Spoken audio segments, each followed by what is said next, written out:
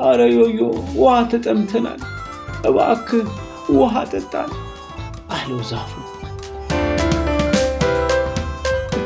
ዮዮ ተመልከት ይሄን ወንድሜን፣ ውሃ የሚያጠጣው አጥቶ ሞተ። ይኸው ተመልከት፣ ላይ ተጋድሞ ይኸው።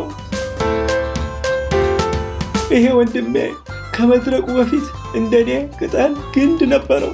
እስቲ ለልጆቹ ልንገራቸው። በጣም አዝኛለሁ ዛሬ። እነዚህን የመሳሰሉ እጽዋት ውሃ ተጠምተው አዝነው ነገሩ። የሞተ ዛፍም አለ።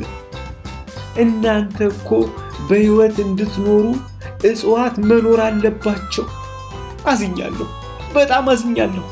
አዩዩ እስቲ ከእናንተ መሃል ለእጽዋት ውሃ የሚያጠጣ ማን ነው?